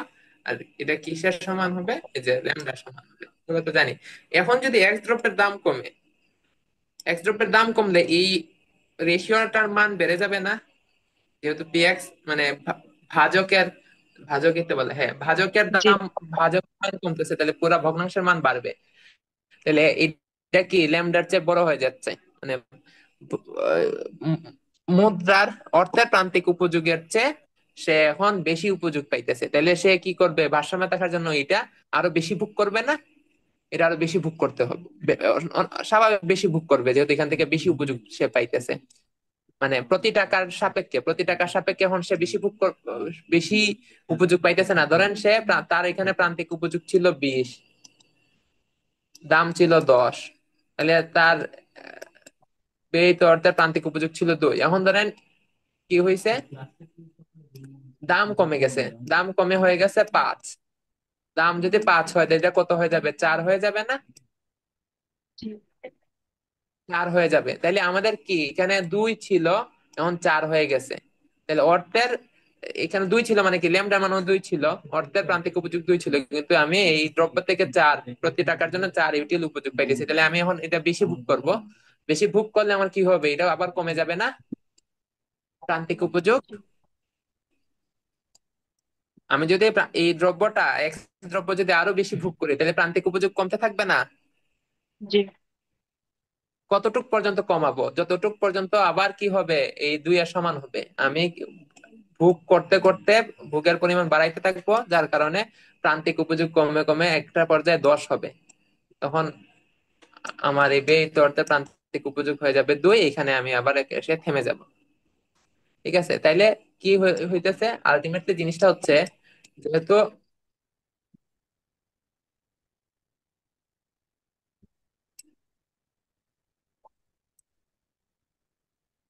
যেহেতু প্রাইস কমে যাচ্ছে তাহলে এটা বেড়ে যাচ্ছে, তাহলে আমার ইকুইলিব্রিয়ামে থাকার জন্য এটাকে কমাইতে হবে। এটা কিভাবে কমাবো, আমি মার্জিনাল ইউটিলিটি অফ এক্স কমাইতে হবে। তাহলে মার্জিনাল ইউটিলিটি অফ এক্স কমানোর জন্য আমাদের কি করতে হবে, ভোগের পরিমাণ বাড়াতে হবে। ঠিক আছে, তো এটা আমরা চিত্রের সাহায্যে কিভাবে দেখি, আমরা এখান থেকে চাহিদা রেখা অঙ্কন করে ফেলতেছি, দেখেন এটা ছিল আমার ইনিশিয়াল কার্ভ, এই যে এটা, ঠিক আছে, আমরা এইরকম আঁকতে পারি না, এই যে সূচি থেকে জি এরকম একটা রেখা, যে ব্যয়িত অর্থের প্রান্তিক উপযোগ রেখা আমরা অঙ্কন করলাম, হ্যাঁ, 1 টাকা সাপেক্ষে ওই দ্রব্যের প্রান্তিক উপযোগ কত, আর এটা হচ্ছে ধরেন ল্যামডা, তাহলে আমি কতটুকু ভোগ করব, এই দুইটা যে জায়গায় সমান হবে, এই যে এতটুকু ভোগ করতাম। এখন ধরেন দাম কমছে, কি হয়েছে, দাম কমছে, দাম কমলে কি হবে, এই টোটাল মানটা বেড়ে যাবে না, PX1 ছিল, দাম ধরেন ছিল 10 টাকা, বা হ্যাঁ 10 টাকা, এখন ধরেন দাম হয়ে গেছে 5 টাকা। তাহলে প্রত্যেক জায়গায় কি হবে, এটা ডান দিকে শিফট করবে না, বাড়বে না? জি। ঠিক আছে, তো যদি বৃদ্ধি পায় তাহলে এই যে ডান দিকে স্থানান্তরিত হয়েছে।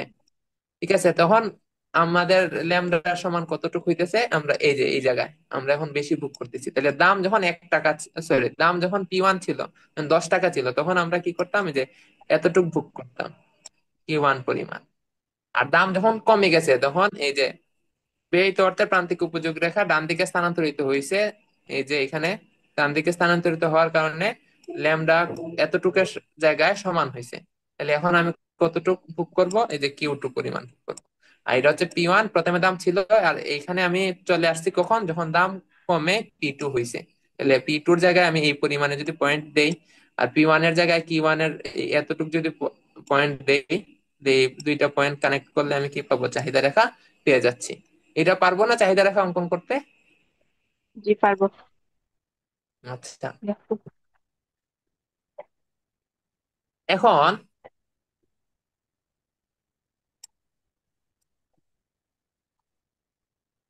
এটার সমালোচনা আছে, এই যে সমপ্রান্তিক সমপ্রান্তিক উপযোগ বিধির কি আছে, সমালোচনা আছে।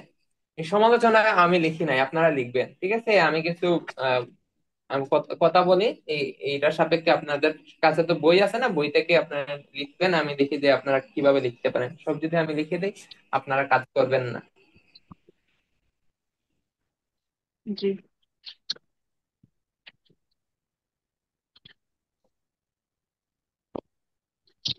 এটা বুঝিয়ে দিয়ে আজকে বাদ দিয়ে দিবেন। হ্যাঁ হ্যাঁ, না হ্যাঁ, না না, আমাদের আরেকটা জিনিস শেষ হয়ে যাবে। আমাদের এই যে diamond water paradox, diamond water paradox এর মাধ্যমে আমাদের কাজ আজকে শেষ হবে।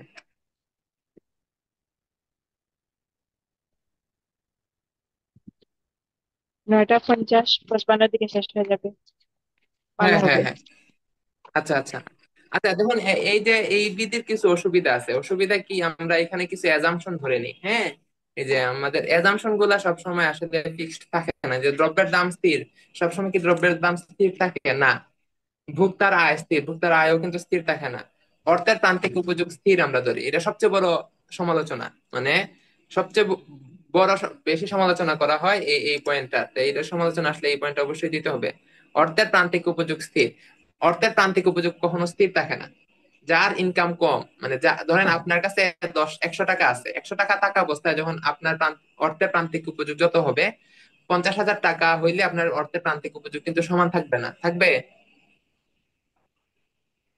জি না। না। ঠিক আছে, অর্ধের প্রান্তিক উপযোগ কি হয় না, মানে সমান থাকে না। ঠিক আছে, অনেক সময় ভোক্তা যুক্তিশীল নাও হইতে পারে। উপযোগ সংখ্যাবাচক, আমরা এখানে উপযোগটা কি করতেছি, নাম্বারে প্রকাশ করতেছি, নাম্বারে প্রকাশ করতেছি, কিন্তু বাস্তবিক অর্থে উপযোগকে সংখ্যায় কিন্তু প্রকাশ করা যায় না। কার্ডিনাল ইউটিলিটি আসলে বাস্তবে সম্ভব না। আমরা আমরা জাস্ট বোঝার জন্য আমরা বলি এটা থেকে এতটুকু উপযোগ পাইতেছি। আপনি কোনো একটা, ওই যে আমরা বলতেছি আম আম খেয়ে কি আপনি বলতে পারবেন যে আমি এত এত সংখ্যক উপযোগ পাইছি না? আমরা জাস্ট কি করতে পারি, সিরিয়াল করতে পারি, যে এই আমটা খেয়ে বেশি উপযোগ পাইছি। ধরেন আমি 5টা আম খাইছি, তাহলে আমি সিরিয়াল করতে পারবো, এই আম থেকে সবচেয়ে বেশি, এই আম থেকে সেকেন্ড, এই আম থেকে থার্ড। ঠিক আছে, তো আমরা ক্রমবাচক ইউটিলিটি বাস্তবে সম্ভব, কিন্তু কার্ডিনাল ইউটিলিটি সম্ভব না আসলে। সংখ্যাবাচক ইউটিলিটি আমরা যে মনস্তাত্ত্বিক বিষয়, আমরা জাস্ট এমনি এজিউম করে নিই সংখ্যাগুলা। আর এখানে একের অধিক দ্রব্য, আমরা একের অধিক দ্রব্য যদি কনজিউম করি তাইলে এটা ঠিক আছে, কিন্তু যদি কোনো সময় একটা দ্রব্য থাকে, একটা দ্রব্যই আমি কনজিউম করবো, তাইলে তো এখানে কাজ করবে না। তারপর হচ্ছে আমাদের অনেক ক্ষেত্রে কি হয় না, আমরা দেখছি যে জায়গায় সমান হবে, এই জায়গায় আমরা ভোগ করব। ধরেন এই যে এখানে কি, এই যে এখানে সমান, ধরেন এইটা ছিল ভারসাম্য, যে আমি 4টা আম আর 5টা কি ছিল, কলা ভোগ করব। এখন ধরেন আমি এমন এক জায়গায় থাকি, এখানে আমের স্বল্পতা আছে। আম আম আমি 5টা পাইছি না, আমি 4টা পাইছি না, আম পাইছি 2টা, তাহলে আমার 2টাই ভোগ করতে হইব না? ঠিক আছে, তো এইসব কিছু সমালোচনা এখানে বিদ্যমান আছে। তাহলে আমরা কি করব, এই সমালোচনা গুলা নিজ থেকে একটু পড়বো, এবং এগুলা কি করব, আমরা লিখবো। ঠিক আছে, আমরা আগামী দিন হচ্ছে আপনাদের খাতায় দেখতে চাই আর কি, যে আপনারা লিখছেন এরকম। ঠিক ঠিক আছে, এইখানে আপনারা নিজেরা লিখবেন। আচ্ছা, জি। তারপর হচ্ছে water diamond paradox. Diamond water paradox, এটা নিয়ে আমরা হালকা আলোচনা করব। ডায়মন্ড ওয়াটার প্যারাডক্স কি? ডায়মন্ড ওয়াটার প্যারাডক্স হচ্ছে, এটা অনেক আগে থেকে, বেশ আগে, এই হীরা এবং পানির হীরা দাম নিয়ে পারে। ইকোনমিস্টরা বেশ চিন্তিত, মানে কোনো সলিউশন বার করতে পারতেছিল না। যে পানির দাম কম কিন্তু হীরার দাম বেশি, কিন্তু পানির তো উপযোগ বেশি, পানির উপযোগ বেশি না? পানি খুব বেশি দরকার, কিন্তু হীরার উপযোগ কি এত আছে? হীরার উপযোগ কম পানির চেয়ে, কিন্তু হীরার দাম এত, পানির দাম অনেক জি। কম। কম। তো এইটার সলিউশন দিছে হচ্ছে নিউ ক্লাসিক্যাল ইকোনমিস্টরা। ঠিক আছে, নিউ ক্লাসিক্যাল ইকোনমিস্টদের আরেকটা নাম হচ্ছে মার্জিনালিস্ট ইকোনমিস্ট। ঠিক আছে, তো মার্জিনালিস্টদের মধ্যে অন্যতম হচ্ছে আলফ্রেড মার্শাল। ঠিক আছে, মার্জিনালিস্ট ইকোনমিস্ট বা নিউ ক্লাসিক্যাল ইকোনমিস্টের প্রধান বা ফাউন্ডিং ফাদার বলতে পারি আমরা আলফ্রেড মার্শালকে। তো উনি বলছে যে আসলে সবকিছুর দাম আসলে ইউটিলিটির উপর নির্ভর করে না, টোটাল ইউটিলিটির উপর নির্ভর করে না, মার্জিনাল ইউটিলিটির উপর নির্ভর করে। কিসের উপর নির্ভর করে? Marginal marginal utility. অ্যাক্টিভিটি। এখন পানির সাপ্লাই বেশি, সাপ্লাই অফ ওয়াটার কি অনেক বেশি না জি। ডায়মন্ডের সাপ্লাই হচ্ছে? তাহলে আমরা বেশি পরিমাণ ওয়াটার কনজিউম করি, কম পরিমাণ ডায়মন্ড কনজিউম করি, যার কারণে আমরা আমরা জানি কি ক্রমহ্রাসমান প্রান্তিক বৃদ্ধি অনুযায়ী আমরা কি করতেছি, ওয়াটার বেশি বুক করতেছি, অনেক বেশি না, অনেক অনেক জি। বেশি জি। বুক করতেছি, যার কারণে তার প্রান্তিক উপযোগ কি হয়ে গেছে, অনেক কম হয়ে গেছে, ধরেন 10 টাকার সমান। ঠিক আছে, তাইলে প্রান্তিক উপযোগ আসলে দামও কত, 10। আবার ডায়মন্ড, ডায়মন্ডের উপযোগ কিন্তু কি তার চেয়ে কম, এটার চেয়ে কম, কিন্তু তার কি কত, সাপ্লাই তো অনেক কম, যার কারণে তার প্রাইসটা কি বেশি। ধরেন আমরা যদি এখানে এইখানে যদি এখানে কি আঁকছি আমি, পানির প্রান্তিক উপযোগ, ডায়মন্ডের প্রান্তিক উপযোগ জি। কিন্তু তার চেয়ে অনেক কম হইব। ধরেন এইখানে হইব, দেখুন তাহলে কোনটার উপযোগ বেশি বলেন তো? এটা হচ্ছে ডায়মন্ডের, আর এটা হচ্ছে ওয়াটারের। ওয়াটারের বেশি না? ওয়াটারেরটা ডান দিকে না? জি। হীরার কিন্তু উপযোগ কম। হ্যাঁ, হীরার উপযোগ কম, কিন্তু আমি ওয়াটার এতটুক কনজিউম করতেছি, এতটুক, আর ডায়মন্ড কনজিউম করতেছি এতটুক, যার কারণে ডায়মন্ড এই জায়গায় কনজিউম করার কারণে দেখুন ডায়মন্ডের প্রাইস হয়ে গেছে বেশি, যদিও তার ইউটিলিটি কম, কিন্তু আমি তো ডায়মন্ড অনেক কম কম কনজিউম করতেছি, তার কারণে তার প্রাইস বেশি। আর পানি যেহেতু অনেক বেশি কনজিউম করতেছি, তাইলে তার প্রাইসটা কি হয়ে গেছে, কম হয়ে গেছে। এইভাবে হচ্ছে এই ওয়াটার ডায়মন্ড প্যারাডক্স সলভ করছেন মার্জিনালিস্ট ইকোনমিস্টরা। তো এটা কিন্তু পরীক্ষায় গুরুত্বপূর্ণ, পরীক্ষায় আসে, এগুলো ভাইবাতেও ধরে। ঠিক আছে, আর আমরা জি। দেখবেন আমরা কি করছি, অনেক ক্ষেত্রে ইংরেজি ডেফিনিশন দিচ্ছি, আমরা আর ইংরেজিও স্ট্রং করা দরকার। আমরা আপনাদের হচ্ছে ইংরেজি লেখা লাগে না, বাংলাতে লিখলেও হয়, এরপরেও আপনারা ইংরেজি জেনে রাখবেন আর কি, বিভিন্ন জায়গায় কাজে লাগতে পারে। প্রত্যেকটা টার্মের ইংরেজি জেনে রাখবেন বা ডেফিনেশন জেনে রাখবেন। ঠিক আছে, আচ্ছা, আর এটা হচ্ছে বাড়ির কাজ। আচ্ছা। ঠিক আছে, এটা কি? বাড়ির কাজ আমাকে, এই যে এখান থেকে ইকুইলিব্রিয়াম বের করবেন। আমি আরেকটা বাড়ির কাজ দিব, জি। আরেকটা বাড়ির কাজ দিব, আমি হোয়াটসঅ্যাপে দিয়ে দিব।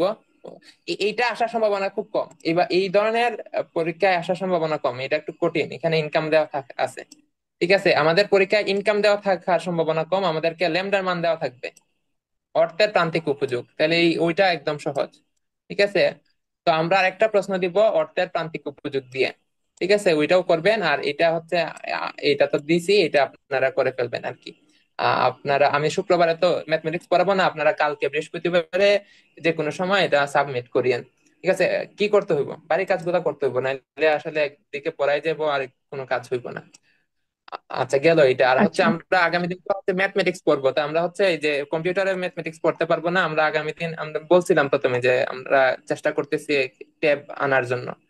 তো আমরা ইনশাল্লাহ ট্যাব কিনবো, তো তখন আমরা লিখতে পারবো। এখানে তো আমি খুব মাউস দিয়ে ভালোভাবে লিখতে পারতেছি না।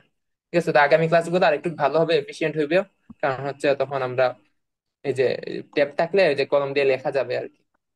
তো আর যদি আপনাদের বন্ধু বান্ধবী যদি আরো থাকে তাহলে বলিয়েন আর কি। আর আজকে ক্লাস বোঝা যাচ্ছে না নাকি? কিছুই তো বোঝা যাচ্ছে নাকি? বুঝছি। না না, বুঝতে আচ্ছা, পারছি স্যার। আচ্ছা, আমি ওকে, নিজে তাহলে উইক, আজকে আমার মানে আগে টোটালি পড়া হয়নি। ফার্স্ট আমি সায়েন্সের স্টুডেন্ট ছিলাম, এই জন্য মানে আগেও পড়ি নাই, আর ফার্স্ট ইয়ার এক্সামটা কোনো রকম দিছি আর কি। বুঝতে এই জন্য পারছি। সব মিলিয়ে আমার আচ্ছা, বুঝতে প্রবলেম। এখন তো ক্লিয়ার হইতেছে নাকি কনসেপ্ট গুলা? জি জি জি। আচ্ছা, তো এইগুলা কিন্তু কনসেপ্ট ক্লিয়ার থাকলে আপনি যে কোনো ভাবে প্রশ্ন করলে কিন্তু আনসার করতে পারবেন। বাট আপনি যদি কি করেন, ওই যে বইয়ের যে অনেকে কি করে, ওই যে কি ব্যতিক্রম ব্যতিক্রম সাজেশন নাকি, ব্যতিক্রম সাজেশন জি, পরে পরীক্ষা দেয়। তো ওটা এইখানে থেকে তো যদি আপনি কমন যদি, আসে, না না এজন্য না, কি সবাই কমন করে। আসে? এই আপনারা প্রথম বর্ষের পরীক্ষা দিচ্ছেন না মাইক্রো ইকোনমিক্স? দিছি। মাইক্রো ইকোনমিক্স পরীক্ষার কি অবস্থা, কি কিরকম হয়েছিল আপনাদের? এই যে মাইক্রো আমি তো ইকোনমিক্স পরীক্ষা, আমি তো মানে খারাপ বা ভালো কিছু বলতে পারবো না, কারণ আমি টোটালি পড়ি নাই, না পড়ে এক্সাম দিছি। ওই ব্যতিক্রম সাজেশন আচ্ছা, পড়ে গিয়ে এক্সাম দিছি, এই এই জন্য যে আর কি যা পাইছি তাই বেলা। সমপ্রান্তিক সমপ্রান্তিক উপযোগ বিধি থেকে প্রশ্ন আসছিল, একটা গ্রাফ দিছিল এরকম, হ্যাঁ। আচ্ছা, যাই হোক, তা প্রশ্ন অনেক ভাবে আসতে পারে। আপনাদের যে সবসময় কমন প্রশ্ন পাবেন এমন না, ঠিক আছে? তো কমন প্রশ্ন না পাইলে কি করবেন? ঠিক আছে, বসে বসে থাকবেন নাকি? বসে বসে না না। থাকার দরকার নেই। আপনারা হচ্ছে বেসিক স্ট্রং করেন। বেসিক যদি আপনারা পারেন, মানে কনসেপ্ট যদি বুঝেন, যে কোন ধরনের প্রশ্ন দেখ আপনারা তো পারবেনই। জি ঠিক আছে, তাহলে আজকে এই পর্যন্তই থাক। ভালো থাকেন, জি সুস্থ থাকেন। আল্লাহ জি। হাফেজ।